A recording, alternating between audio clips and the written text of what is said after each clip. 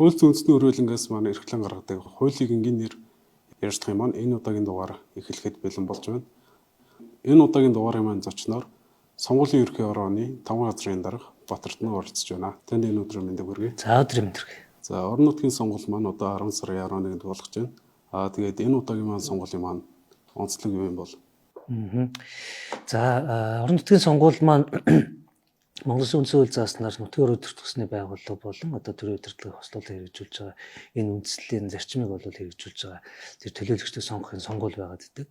Тэгээ бид бүхэн энэ сонгуулийн маань нэг онцлог болохоор их хурлын ээлжид сонгуулийн дараа болдог учраас сонгогчдын манаас итвэх оролцоо жоохон буурах гэдэг талтай байдаг. Өөрөлдөх юм бол саяны сонгуул гэж явж явчихэд одоо дахиад бас ямар сонгуул вэ гэдэг. За энэ чагуулгаар орон нутгийн сонгуул гэдэг тэгэхээр зарим хүмүүсийн хувьд бол за магадгүй залуучуудын хувьд бол хөдөө орон нутгийн сонгуулийн мөксөн юм буруу ойлголттой байгадаг. Тэр юун дөрөнд энэ орон нутгийн сонгуул гэдэг маань ямар учиртай юм бэ? Бид нар хэнийг сонгох гэдэг юм гэдэг мэдээлэл хүн зүйтэй авах гэж бодож байна. Нутгийн өрөө төртгөсний байгууллага сум дүүрэг нийслэл аймагын иргэдийн төлөвчний хурал гэдэг маань бол одоо бидний амьдралд тулгарч идэг иргэдэд сонгогчдод тулгарч идэг хамгийн ойрын орчин тэр асуудлыг шийдвэрлэх байгууллагын төлөөлөгчтэй гэж ойлгож байна. За өөрөлдөх юм бол бидний одоо гудамж талбай хог хаягдлын асуудал байна. За гудамж талбай гэрэл төлгийн асуудал байж гэдэг юм. Энэ асуудлуудыг бол шийддэг. Одоо биднэрт хамгийн ойр сонгуул гэж бол шууд тодорхойлж болно. За яг энэ агуулгаараа сонгуулийн ерөнхий орооноос одоо 10 сарын 11-ний өдөр санал хураалтанд болох ч байгаа сонгуульдаараа идэвхтэй оролцоорой гэж уриалгахын зэрэгцээ энэ сонгуулийн өөрийнх нь мөн чанарыг сонгогчдод тайлбарлан таниулах юм ажлыг бол хийгээ явж байна. За энэ удаагийн сонгуулийн бас нэг онцлог бол мэдээж улсын хурлын сонгуулийн дараа болж байгаа гэдэг агуулгаараа оролцож байгаа нам ивслийн тоо, нэр дэвшигчдийн тоо бол маш их өндөр. Өөрөлдөх юм бол их хурлын сонгуулиар бол 21 одоо нам ивсэл орсон гэдэг нь парламентын сонгуулийн түүхэнд бол хамгийн олон нам ивсэл орсон юм сонгуул болсон. За яг энэ агуулгаараа орон нутгийн энэ удаагийн сонгуульд нийт 13 нам ивсэл орж байгаа юм лээ. За энэ бол бас орон нутгийн сонгуулийн түүхэнд бол бас хамгийн олон нам ивсэл орж байгаа юм сонгуул болж байна. За мэдээж намын одоо сумын, дүүргийн, аймгийн, нийслэлийн намын байгууллагууд орж байгаа. Ингээд намын байгууллагуудаар нь тоожсон бол нийтээр нэг 870 гаруй одоо намын байгууллагууд энэ сонгуульд орж байна. За ингээд энэ олон намын байгууллагуудаас нийтдээ 17,500 гаруй одоо нэр дэвшигчид орж байна. Тэгэхээр өөрөлдөх юм бол нэр дэвшигчдийн хувьд ч гэсэн тооны хувьд бол маш их одоо нэр дэвшигчид оролцож байгаа. Ийм онцлогтой сонгуул болж байгаа. За сонгуулийн сурталчилгаа маань 9 сарын 26-ны өдөр албан ёсоор эхлээд за ингээ 10 сарын 9-ний өдрийг дуустлах энэ хугацаанд бол үргэлжлэгээ. За одоо яг энд бол яг сонгуулийн сурталчилгаа үргэлжлэж явж байгаа. За сонгуулийн сурталчилгааны эргэцсэн орчны хувьд бол улсын хурлаас ялгаатай хэд хэдэн онцлог зохицуултууд бол бий байна. Өөрөлдөх юм бол их хурлын сонгуулиар бол гудамж талбайгаар ингэж олон одоо юу гэдэг сурталчилгааны зураг самбар гарч байгаагүй те одоо бид нар бусад улс орны сайн жишээ болох одоо нэгдсэн самбарыг сонгуулийн сурталчилгаанд ашиглаж явьсан бол орон нутгийн сонгуулийн хууль буюу одоо аймаг нийт сум дүүргийн иргэдийн төлөвчдийн хурлын сонгуулийн тухай хуульд маань нэмэлт өөрчлөлт ороогүй учраас 2020 онд сонгуул яаж явсан яг тэр шиг явж байгаа. За энэ жагуулаараа одоо гудамжинд одоо нэг хэсэг дараа хүртэл сурталчилгааны самбарч гэдэг юм ингээд маш олон самбаруудаараа явж байна. За дараах материалын хэмжээ нь их хурлын сонгуультай харьцуулах юм бол арай ихч байт юм уу. За ингээд маш олон нэр дэвшигчид оролцож байгаа. За энэ олон нэр дэвшигчид маш олон самбар тавих сурталчилгааны материал тараах гээл энэ сурталчилгаатай холбоотой үндсэн зарчим нь бол зөвшөөрснөөс өөр арга хэлбэрээр сонгуулийн сурталчилгаа явуулахыг бол хориглодог юм онцлогтой байж байгаа. Тэгээ бид нар энэ дунд сурталчилгааны яг энэ онцлог зохицуулалт нь өөрчлөгдөөгүй байгаа энэ үед сонгогчдыг яаж нэг зэгцтэй мэдээлэлээр хангах вэ гэдэг дээр бол илүү анхаарч хэлж байгаа гэсэн. Өөрөлдөх юм бол сонгогчид тэр олон нэр дэвшигчдийг хаана өөрийнх нь аль тойрогт нэр дэвшиж байгаа юм. За энэ нэр дэвшиж байгаа хүмүүс нь ямар бодлого хөтөлбөр хэрэгжүүлэх гэж зорилт одоо мөрийн хөтөлбөрөөр тавьж байгаа гэдэг нэг сонгогчдод зэгцтэй өгөх юмсан гэдэг ийм агуулгаар бол энэ сурталчилгаатай холбоотой хэсэгтэр сонгуулийн ерөнхиөр ажиллаж явж байгаа.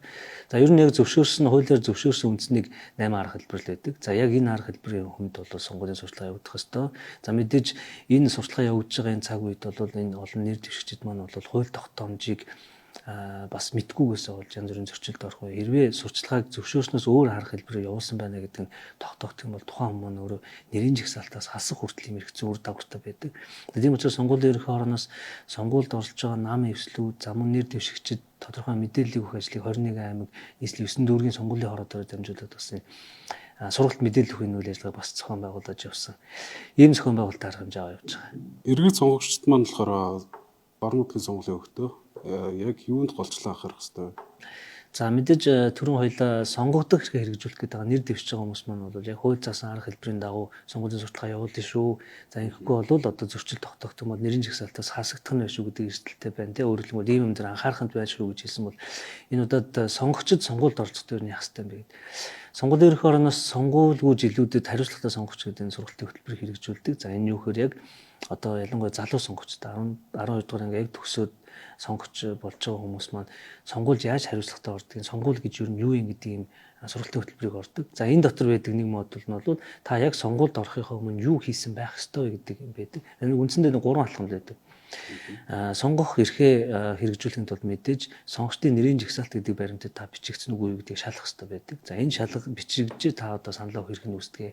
Тэр үндсэндээ орон нутгийн сонгуулийн тухайд энэ оны 7 дугаар сарын 1-ний өдрөөс эхлээд улсын хурлын ерхий газар өөрийн цахим хуудсан дээрээ сонгогчдын нэрийн жагсаалтыг нийцдэл болгосон байж байгаа. Өөрөлдөх юм бол би улсын хурлын ерхий газрын цахим хуудас руу ороод регистрийн дугаараа хийхэд та энэ дөрвийн энэ хорооны энд одоо саналаа өгөхөөр бүртгэгдсэн байна гэдэг мэдээлэл гарч ирнэ. За магадгүй одоо буруу бүртгэгдсэн байна гэдэг юм уу ийм мэдээлэл байх юм бол цахимаар өгөөд засуулах боломжтой байдаг. Тэгэхээр хамгийн түрүүнд нэрийн жагсаалтанд бичигдсэн хэсгээ шалгах нь бол нэгдүгээр алхам байна.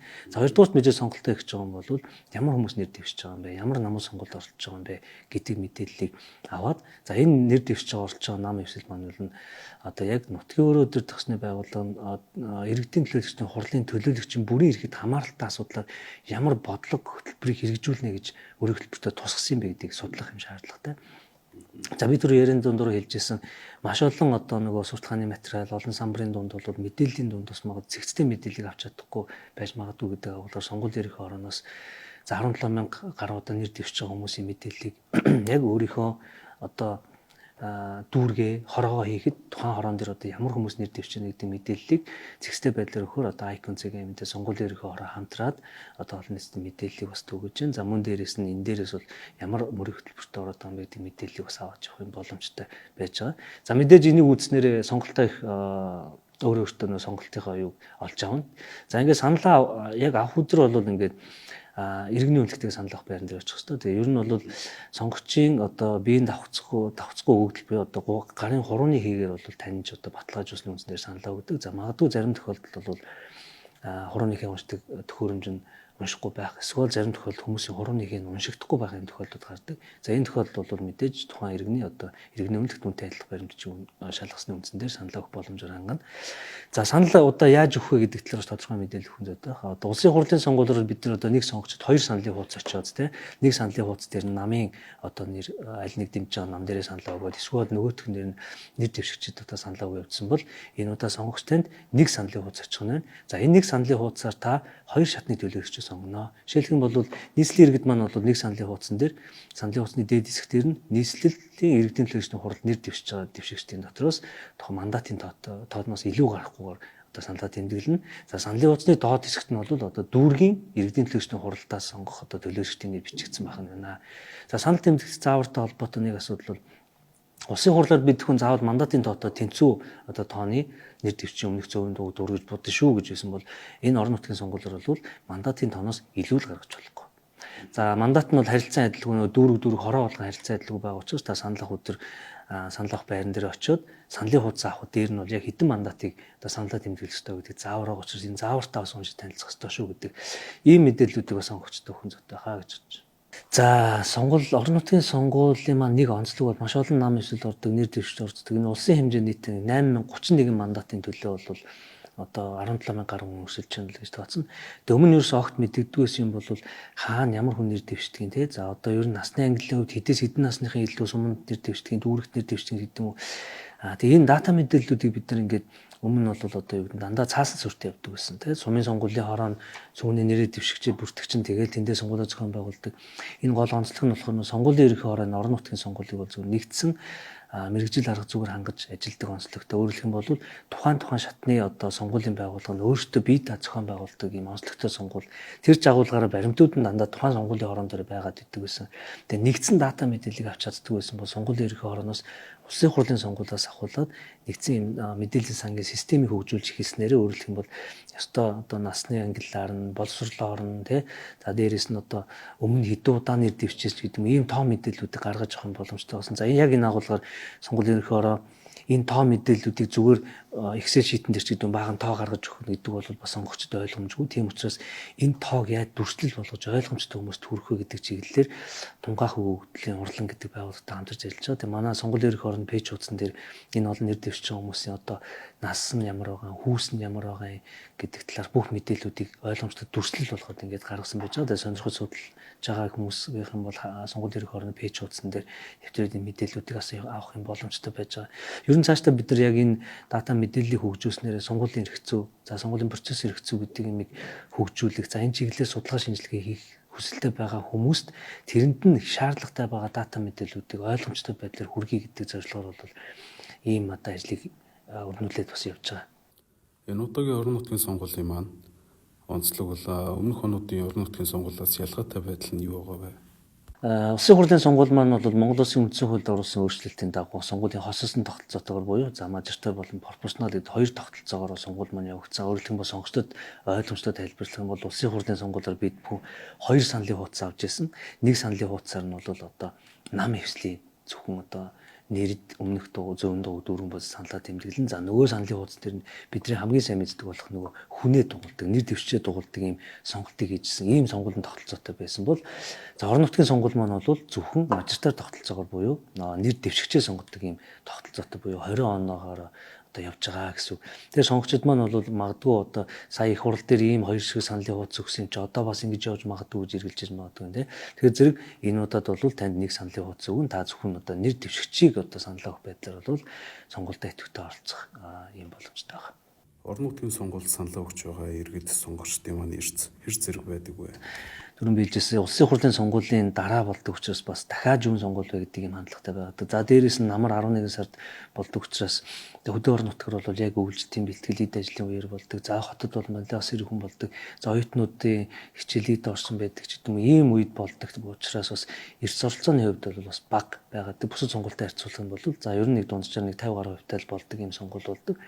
Тэгээ бидний хувьд яаж идэвхтэй байлгах уу? За аль хэсэг нь ямар шалтгаанаар сонгуульд оролцож чадахгүй байгаад байна гэдэг дээр болж ерөөхдөө удирдлагын чанартай үйл ажиллагаа явуулдаг одоо уулуурхан гэдэг юм ачаа тээврийн компаниуд ажиллаж байгаа энэ хүмүүс маань за мөн дээрээс нь оюутнууд байдаг тийм ингээд нийтдээ нэг 100 орчим мянган сонгогчтой холбоотой асуудал яригддаг. Тэгээ сонгуулийн ерөнхийлөгч энэ чиглэлээр бас тодорхой арга хэмжээ аваад холбогдох яам дуцтай нь уулздаг зохион байгуулаад за энэ удаагийн буюу одоо 10 сарын 11-ний өдөр чинь 5 дахь өдөр байж тааж байгаа тийм ээ. Тэгээ зэрэг тухайн сургууль болгон одоо харилцан адилхан шийдвэрлэх ерөнхийдөө орон нутгийн оюутнууд саналаа өгнө сонгуульд орцноо гэх юм бол бас тэн дээр уян хатан байх те чөлөөг нь олох гэдэг юм ийм байдлаар ажиллах боломжтой гэдгийг бол бүх шатны боловсролын байгууллагуудтай бас бүх шатанд нь уулзалттай ярилцлагуудыг хийгээд ингээд саналаа солилцоо явж байна. За мөн дээрээс нь за түрүү хэлсэн уулуурхан болон ачаа тээврийн компаниуд ажилладаг хүмүүс маань бас сонгох хэрэгжүүлж чадахгүй гэдэг юм талтай байдаг. Энэ юм учраас бид нэр томилтоор манай сонгуулийн ерөнхий орноос тусдаа ажлын хэсэг гараад уулуурхан байгууллага компаниудтай за мөн дээрээс нь тухайн нутгийн засаг захиргааны байгууллагууд сонгуулийн ороотон хамтраад энэ арга хэмжээ хэрэгжүүлж чинь өөрөлдөх нь бол тухайн өдөр ажиллаж байгаа юм бол боломжоор нь одоо чөлөөг нь олгоод саналаа өгөх боломжоор нь хангаж ажиллах гэдэг ийм зохион байгуулалтын арга хэмжээг авах талаар холбогдох байгууллагатай бас уулзалтаа зохион байгуулад ингээд ажиллаж байгаа. За 10 сарын 11-ний өдөр буюу одоо ээлжид сонгуулийн санал авах өдөр хууль зааснаар энэ өдөр бүх нийтийн амралтын өдөр. За тэгвэл энэ хууль заасан гол онцлог маань юу гэхээр зэрэг амрах зорилгоор одоо амралтын өдөр болгож байгаа биш. Өөрөлдөх юм бол нөгөө сонгуультай оролцох боломжийг нь хангаж өгөхийн тулд бүх нийтийн амралтын өдөр болгож өгч одоо хуульчилсан юм онцлогтой. Тийм учраас сонгогчид маань бол 11-ний өдөр энэ нутгийн өөр өдөр тосны төлөөлөгчөө сонгох энэ сонгуультай болоод идэвхтэй оролцож сонгуультай бас саналаа өгч оролцоорой гэж бас уриалгах зүйтэй хаа гэж бодож байна.